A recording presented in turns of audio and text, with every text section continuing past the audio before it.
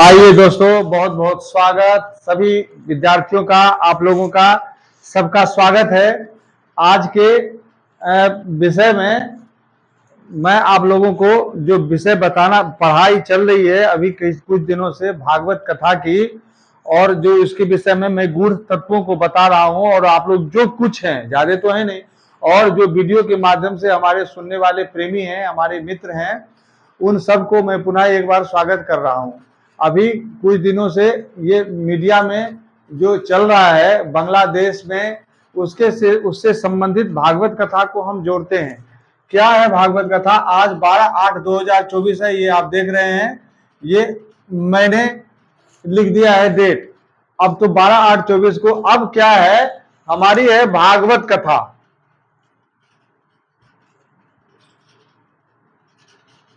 भागवतम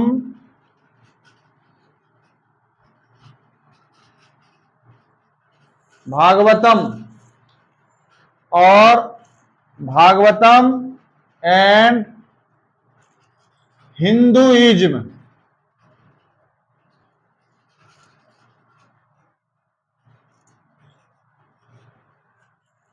ये आप देखें, भागवतम एंड हिंदुइज्म। श्रीमद् भागवत का हिंदूवाद से क्या संबंध है, श्रीमद् भागवत और हिंदू क्या है, और भागवत कथा करने वाले जो हमारे तथाकथित हिंदू धर्म में, सनातन हिंदू धर्म तो कोई धर्म नहीं है, धर्म है सनातन। इसको लोगों ने ऐसे बना दिया है क्योंकि सिंधु नदी के किनारे, ये जो सिंधु नदी है, सिंधु नदी जो कश्मीर से पाकिस्तान और भारत को अलग करता हुआ इस समय वर्तमान में पाकिस्तान में पड़ जाती है, तो ये जो हमारा भारत है और ये जो यहां से चला आ रहा है, ये है सिंधु नदी। और यहां से ये पाकिस्तान, ये पाकिस्तान है, ये पाकिस्तान है, ये पाकिस्तान है, डब्बा सा है। ये सिंधु नदी आ रही है, आप देखें, ये जाके खंभात की खाड़ी में गिर जाती है गुजरात में। यहां पे खंभात की खाड़ी में ये गिर जाती है, आप लोग देख लीजिए। ये हमारा भारत है,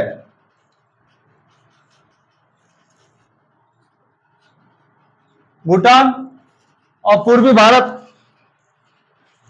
तो ये हम लोग यहां पर हैं इस समय,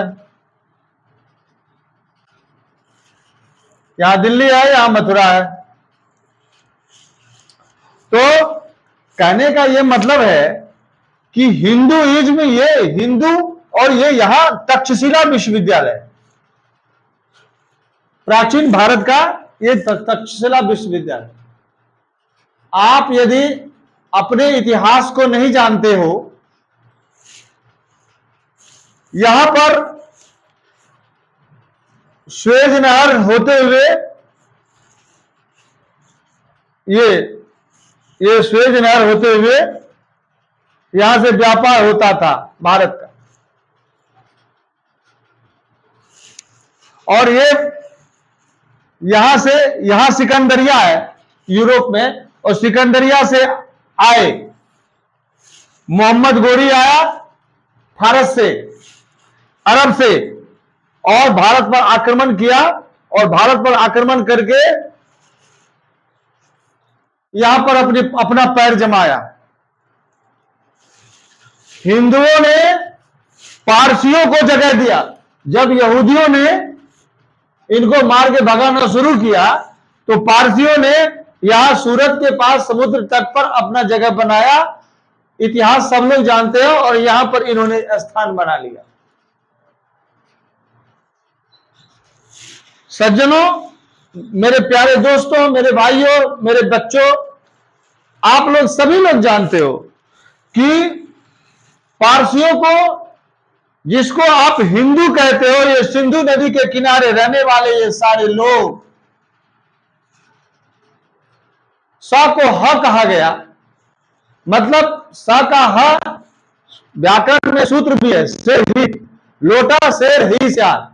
लोट लकार में सी को ही होता है।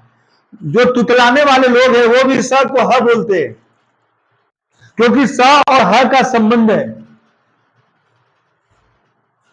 स और ह का पूरा पूरा संबंध है, क्योंकि उसके दोनों के स्थान मिलते हैं, प्रयत्न मिलते हैं। आप देखो, हिंदू को एक नया नाम मिला, हिंदू, जो कि सिंधु के किनारे रहने वाले लोग थे। सिंधु नदी बहुत ही विशाल और बहुत दूर से आ रही है। यह कहा जा रहा है कि ये चाइना से, भारत के ऊपरी भाग से और ऊपरी भाग से यहां से निकल रहा है। ये पूरा हिल स्टेशन है, यहां से निकलती जा रही है, बहुत दूर तक जाती है, बहुत लंबी नदी है। और यहां दैवर है, दर्रा है, खैबर का दर्रा। अपना लोकेशन जानो, हमारे देश का क्या लोकेशन है, यह आपकी जब उच्च शिक्षा होगी, पढ़ाई लिखाई होगी, तभी आप समझोगे हमारे देश का क्या लोकेशन है और हम कहां पर रह रहे हैं, हमारा क्या अस्तित्व है। जितने भी विश्व में जितने भी देश हैं, हमारे पास में जगह कम है। मैं आपको बताऊं, आप लोग देश तो सारे जानते ही हो, इसको मैं मिटा देता हूं और आगे बढ़ते हैं हम विश्व के नक्शा में, और देखते हैं कि विश्व में सारे धर्म कहां पर आए और कैसे बढ़े आगे। मैंने अभी कोई पढ़ाई नहीं की है आपको बताने के लिए, मेरे दिमाग में सब कुछ है। आपको बताने के लिए कोई मैंने स्टडी नहीं किया। कैमरा चल रहा है और कैमरे पर देखिए, ये यहां पर लीजिए अलास्का,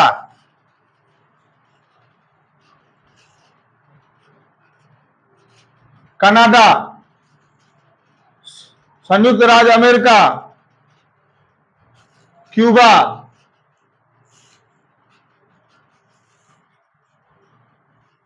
ये उत्तरी अमेरिका, ये दक्षिणी अमेरिका, ये यूरोप,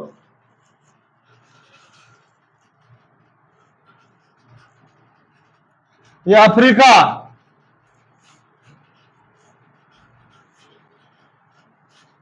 और ये भारत, ये चाइना, रूस,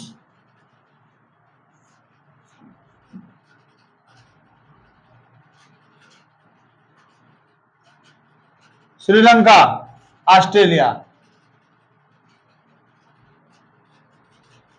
जापान। ये सारा नक्शा मैंने खींच दिया। लोग तो इस कलम को चला के लिख नहीं पाएंगे, मैंने बता दिया ये नक्शा है, पूरे विश्व का ये नक्शा मैंने बता दिया है। जो जानने वाले हैं वो जानते हैं। ये है हमारा भारत और यहां पर हम हैं। ये है चाइना, यहां से यहां है इटली की राजधानी रोम, और यहीं पर है वेटिकन सिटी, समुद्र के किनारे। और रोम से चला, ईसाई चला और भारत में यहां पर आया। यीशु मसीह के 12 चेले थे। 12 में जब यीशु मसीह को हेरोद ने सूली पर लटकाया, हेरोद नाम का यहूदियों का राजा था, वो यीशु मसीह को बुला करके पूछा कि तू कौन है, तो बोला मैं अपने पिता का पुत्र हूं। तो तू क्या करता है, बोला कि मैं अपने पिता की बातें बताता हूं। तो तू आगे क्या करेगा, मैं अपने पिता का राज्य स्थापना करूंगा। और इस तरह से यीशु मसीह को हेरोद ने धर्म के दुष्प्रचार और राष्ट्रद्रोह के रूप में उसको फांसी पर लटका दिया। वह 4 दिन के बाद जग गया, ऐसा ईसाई बोलते हैं। ठीक से नहीं मरा होगा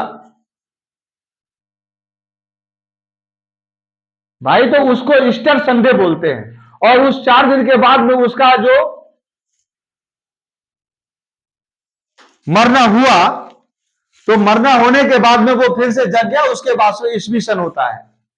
हमारे देश में ईस्वी सन कुछ वर्षों के बाद में यीशु मसीह जब मारे गए तो उसके 12 विश्वासियों में से एक विश्वासी कालीकट के बंदरगाह पर आया यहां पर, केरल के बंदर कालीकट यहां पर, और यहां से इसने जीसस का धर्म फैलाना शुरू किया।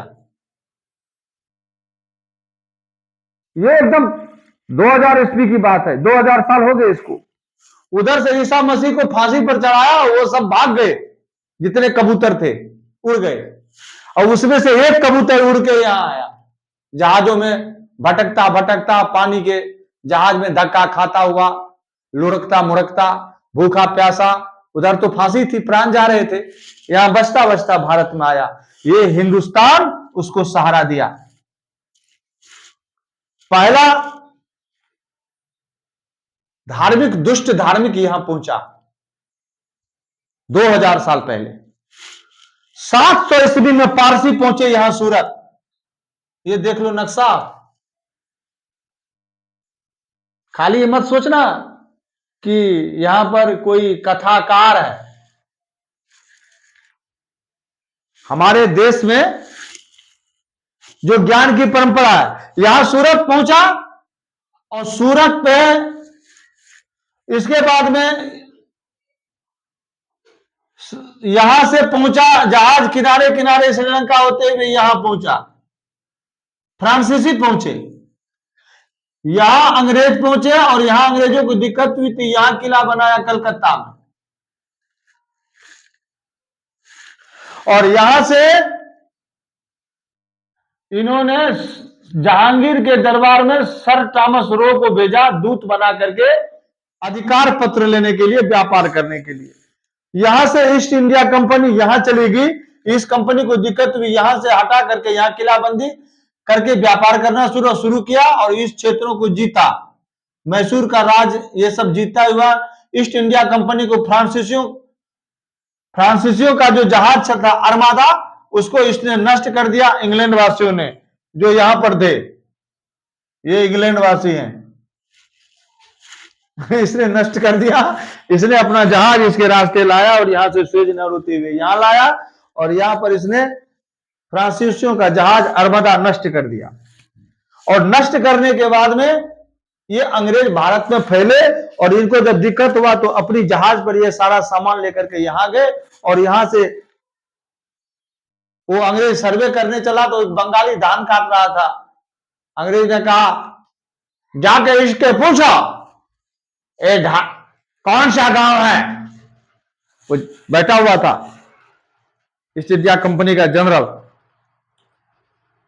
तो वो गया तो धान काट रहा था, उसने लंगोटी पहन रखी थी, धरिया। वारे पूछी, किसने, कौन सी जगह है। तो जो दुभाषिया था उसको जाके पूछा कि बाल साहब पूछता है घर कौन सा है। वो तो नहीं दुभाषिया की बात समझा, तो कुछ समझा, डर के मारे उसका प्राण सूख गया। वो हुजूर कलकत्ता, तो नाम पड़ गया उसका कलकत्ता, कलकत्ता।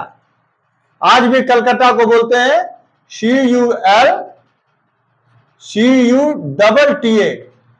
कलकत्ता, कलकत्ता। बाद में उसका नाम हो गया कलकत्ता,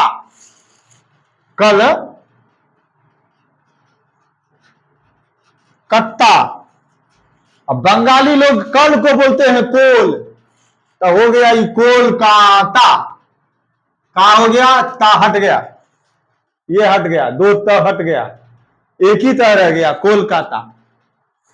समझ रहे हो तुम लोग। ज्ञान बड़ा विचित्र है। ईसाइयों ने भारत में जगह पाया, और भारत के लोगों को बहका करके गरीबों को इधर, अब तो पूरा पंजाब, झारखंड, ये पूरा साउथ इंडिया तो आधा से ज्यादा ही हो गया है, असम, इधर मणिपुर, ये सभी जगह भारत के सुदूर क्षेत्रों में, अब तो खास करके बिहार और यूपी के भी बहुत विस्तृत क्षेत्रों में ईसाइयों का हो गया, क्योंकि ये प्रभु का वो बांटते हैं। और सनातन धर्म की जो व्यवस्था है, सनातन तो एक कोई धर्म तो है नहीं, वो तो जब उसको हेरोद ने फांसी पर चढ़ा दिया। सनातन तो क्या है, जो स्वाभाविक है, या किसी का दिया नहीं। मुसलमानों का जो मोहम्मद था पैगंबर, वो भी दूत का संदेश, जो यहोवा था, जिसको आप अल्लाह कहते हो, वो देवता दोनों के एक ही है। बाइबिल के, तेरोत के और जिंदा वेस्ता के, बाइबिल के, तेरोत के और ये कुरान के जो मेन देवता है वो है यहोवा।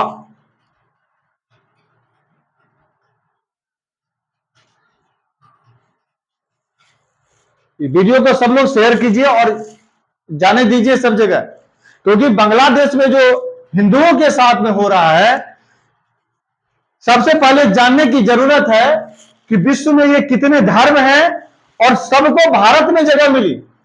हिंदुओं ने सबको शरण दिया, सबको जगह दिया, और ये हिंदू अपने आप बंटते रहे, अपने भीतर में धर्म का प्रचार किया।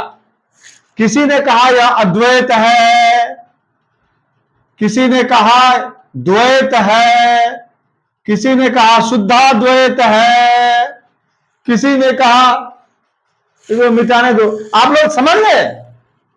सब समझते हैं, आप लोग नहीं समझते हैं तो समझिए।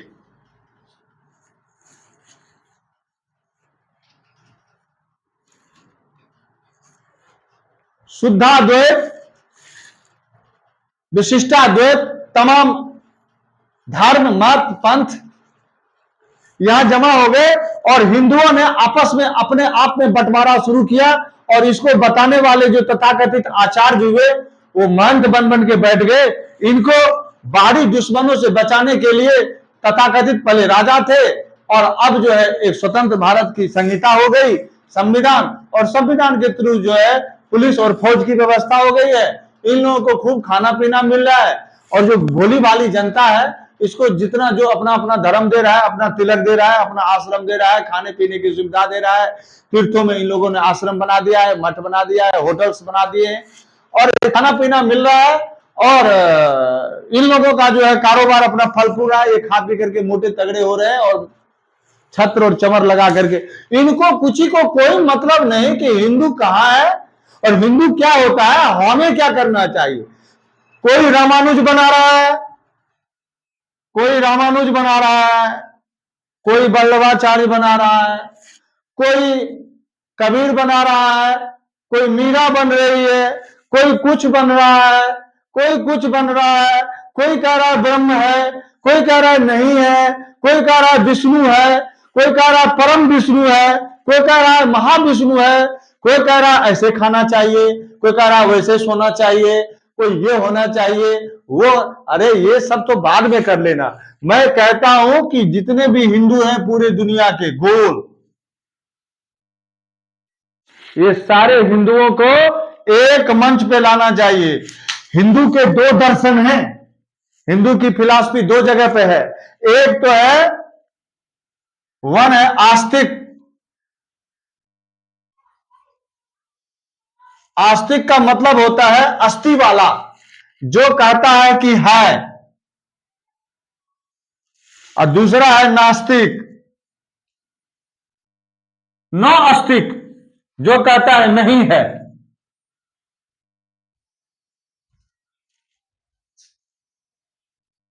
अब इसके दो भाग कर दो, इसके दो भाग और कर दो।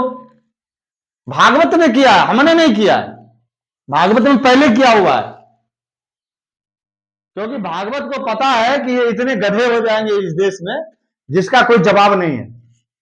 मैं भागवत के आधार पर आपको बता रहा हूं, है और नहीं है। कौन? भगवान। पहले तो ये तय हो कि जिसके विषय में हम बात कर रहे हैं वो है कि नहीं। समस्या तो ये है कि भगवान जो है कि नहीं है। सभी लोग यही सवाल पूछते हैं। जादूगर का जादू, जादूगर का जादू औरों का कमाल है, करता है ये कैसे, सबका ये सवाल है। तो आस्तिक और नास्तिक भगवान है कि नहीं है कि नहीं है कि नहीं है? भागवत कहता है ये 4 भाग में है। मैं इसको मिटा देता हूं। देखो तुम लोग व्यासपीठ गुरुकुलम और परम भगवान गुरु नागेश्वर जी को जरा सा आगे बढ़ाइए। मैं बताता हूं कि धर्म क्या है, हिंदू क्या है, और हिंदू के लिए भागवत क्या कहता है। हिंदुओं का चरम सर्वश्रेष्ठ धर्म भागवत क्यों है, और भागवत ग्रंथ क्यों है, और वृंदावन क्यों है। मैं किसी को कोई धर्म नहीं बता रहा, मैं किसी को कोई पंथ नहीं दे रहा हूं, क्योंकि आप देखते हो मेरे में कोई पंथ नहीं है, कोई लक्षण नहीं है। मैं ब्राह्मण हूं, विद्या अध्ययन करना और अध्ययन कराना हमारा काम है। मुझे जो प्राप्त करना था कर लिया, और तुम्हें तो कुछ करना नहीं, तुम्हें तो लड़ना झगड़ना है। तुम लोग तो बस उस बाबा का सुन लिया, उस बाबा का सुन लिया, वहां चले गए, ऐसा कर लिया, वैसा कर लिया। तो भागवत धर्म क्या बोलता है?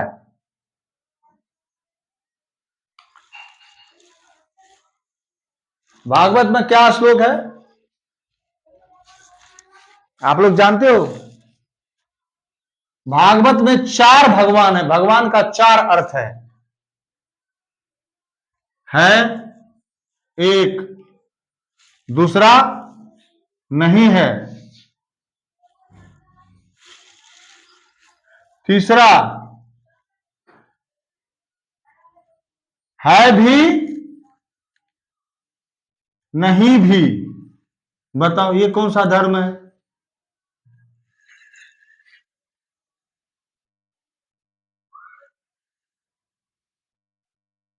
न है न नहीं है।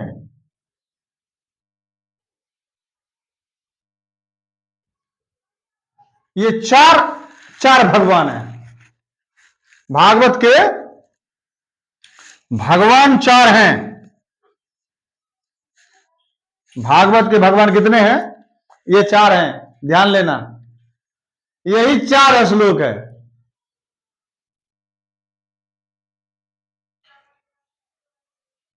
इस श्लोक को आपको किसको किसको पता है वो कमेंट करके बताइएगा। और ये जो 4 श्लोक है इसको चतुश्लोकी भागवत कहते हैं। मैं अभी ये श्लोक नहीं बताऊंगा, अगले वीडियो में बताऊंगा। ये मैंने बता दिया है, ये अर्थ 4 है, श्लोक नहीं बताऊंगा क्योंकि आप लोग तुरंत पंडित हो जाओगे। तो पंडित मैं तुरंत बनाना नहीं चाहता। इन चारों श्लोक, चारों 4 श्लोक जो है उसको 18,000 श्लोक में डेवलप किया गया, अर्थात डीसी को एसी बनाया गया। डीसी बैटरी की जो ऊर्जा थी, 4 श्लोक की जो ऊर्जा थी, उसको विद्युत ऊर्जा में इन्वर्टर के द्वारा चेंज किया गया, एसी बनाया गया, और उसको फिर जो है प्रयोग में लाया गया। वही प्रयोग है भागवत रूप, अर्थात भागवत सत्य की शुरुआत से हुआ है। भागवत का देवता कौन है? सत्य। बताओ सत्य भी कोई देवता है? भारत के संविधान में लिखा हुआ है सत्यमेव जयते, जो कि अशुद्ध है। भारत के संविधान में लिखा हुआ है सत्यमेव जयते, क्योंकि सत्यमेव जयते नहीं होता है, जयति होता है। जयते आत्मने पद का रूप है, और जी धातु हमेशा परस्मै पद में होता है। यदि आप लोगों का क्वेश्चन आया तो जरूर इसको बताएंगे। जी धातु आत्मने पद कब होता है? जब बी और परा उपसर्ग के योग में हो। बी और परा उपसर्ग में योग होने से सूत्र है विपराभ्याम जे। बी पराभ्याम जे बी और परा उपसर्ग से परे यदि जी धातु हो तो इनको आत्मनेपद होता है, नहीं तो परस्मै पद होता है। तो जयति शुद्ध होता है, सत्यमेव जयते कैसे हो गया? असल में यह पाली भाषा को मानने वाले बौद्ध धर्म के लाट पर, अशोक का जो लाट है सारनाथ में, उस लाट पर नीचे लिखा हुआ है, इसीलिए उसकी अनुवृत्ति कॉपी पेस्ट वो किया गया है संविधान में, कॉपी पेस्ट। उसमें विचार विमर्श नहीं किया गया, किसी पंडितों को, विद्वानों को नहीं पूछा गया। अशोक का जो लाट है, अर्थात 4 जो बाघ मुंडी लगाए खड़े हैं, 4 बाघ हैं, 3 तो दिख रहे हैं, 1 गुप्त है, और ये है, यहां लिखा है सत्यमेव जयते। है दिमाग में, खाली खाना और सोना जानते हैं? जयते नहीं होता, जयति होता है। जयते चूंकि यह बौद्ध धर्म का चिन्ह है, बौद्ध धर्म की का स्तूप है, खंभा है, और यहां पर मम्मियों को रखा गया स्तूप में, सबों को रखा गया जो बुद्ध धर्म के संत थे, जो तथाकथित जैसे आजकल होते हैं भयंकराचार्य, तो वैसे उस समय भी तो बहुत थे भयंकराचार्य। किसी भी महापुरुष का कोई ग्रंथ नहीं लिखा है, न कुरान किसी ने लिखा, न बाइबल किसी ने लिखा, न जिंदा अवस्था किसी ने लिखा। वो संत जो है चले गए, मरने के बाद में जो पीछे गधे बच गए, उन गधों ने स्मरण करके कि मोहम्मद साहब ने ऐसा कहा था तो इसको नोट करो, तो जीसस ने ऐसा कहा था तो इसको नोट करो। इस तरह से बाइबल बना, सब बना, ये ग्रंथ बने। लेकिन वेद जो है ऐसा नहीं है। वेद के जो मंत्र है उनको जो भी दृष्टा ऋषि थे उन्होंने अपने शिष्यों को पठन पाठन में उसको लाया। वेद के मंत्र आज भी याद किए जाते हैं, वो पढ़े जाते हैं, केवल पढ़ने में पुण्य है। वो इसीलिए बोलते हैं कि वो पौरुषे नहीं, वो किताब नहीं है। कुरान को किताब कहते हैं जो आसमान से उतरा है, लेकिन वेद कोई किताब नहीं है, क्योंकि वो तो कंठ में है। आज भी भारत में मेरे हिसाब से कम से कम 1 लाख तो वैदिक हैं, 1 पर 5 जीरो। महर्षि महेश योगी ने तो पता नहीं इससे ज्यादा कर दिए हैं। 1 लाख तो वैदिक ऐसे हैं जिनको पूरा शुक्ल यजुर्वेद तो याद ही है, और कृष्ण यजुर्वेद, ऋग्वेद, सामवेद, और ऐसे विद्वान भी हैं जिनको अथर्ववेद भी याद है। ये गुरु परंपरा है, जहां पर जैसी परंपरा चल रही है जिस क्षेत्र में। हमारा तो ऋग्वेद नहीं है, यजुर्वेद है, वो भी शुक्ल यजुर्वेद है, और हम माध्यन्दिनी शाखा के हैं। दक्षिण शिखा हमारी है, हाँ दक्षिण शिखा है। और हमारा सूत्र क्या है? गोविल सूत्र है। बड़ी ही व्यवस्था है। सनातन धर्म में भागने वाली बात नहीं है, क्योंकि जिसको जो मिला है वो उसकी बातें हैं। हमारा सूत्र जानते हो? ये सूत्र है। ब्राह्मण होने के बाद में किसी चीज की जरूरत नहीं है, किसी मत पंथ की जरूरत नहीं है। ब्राह्मण को अध्ययन की जरूरत है, ब्राह्मण को तप की जरूरत है। हम लोगों के तो मिथिला के संस्कार यही है कि हम लोगों में जो गुरु होते हैं वो हमारे कुल के ही होते हैं, वही हमारे आचार्य होते हैं, और वही एक आचार्य होते हैं, एक ब्रह्मा होते हैं। उन्होंने हमको दे दिया मंत्र, और मंत्र देने के बाद में हमको केवल जप करना है। हमको जब हम संन्यास लेंगे तब संन्यास के लिए गुरु बनाया जाएगा, बाकी हम गुरु घंटाल स्वयं है। हमको किसी की गुरु की, किसी मत पंथ की जरूरत नहीं है। कोई ऐसे लगाओ, कोई वैसे लगाओ, तो ये करो तो वो करो, यूं तप करो, फला करो। हम क्या है, हमने तो गायत्री जपा। हमारा तो तप है गायत्री। ब्राह्मण का तप क्या है? गायत्री जाप करना। ये फालतू बकवास करना तमाम। और यदि आप करते हैं, हिंदूवासी, सिंधु नदी के रहने वाले लोग, और अब तो पूरे विश्व में हिंदू धर्म फैल गया है। अब हिंदू धर्म बोलने में ही नुकसान नहीं है, क्योंकि फैल गया और अंडरस्टैंडिंग आ गई है पूरी दुनिया में। अब तो फिजी में है, इंडोनेशिया में है, और जगह जगह, सब जगह पूरे देश में, अमेरिका में है, इंग्लैंड में है, कनाडा में है, सब जगह हिंदू हैं। काम करने के लिए सब जगह दुनिया में गए। तो पूरे दुनिया के हिंदू और भारतवर्ष के तथाकथित आचार्य, इनसे मेरा प्रार्थना है कि भागवत धर्म को निभाते हुए, भागवत का ज्ञान इतना ही है, तुमको इसमें से कितना आता है वो तुम जानो। बाबा लोग, बाबा लोगों को मेरा नमस्कार है, प्रणाम है। ये वीडियो सबको शेयर कीजिए। भागवत धर्म क्या है और भागवत में क्या कहता है,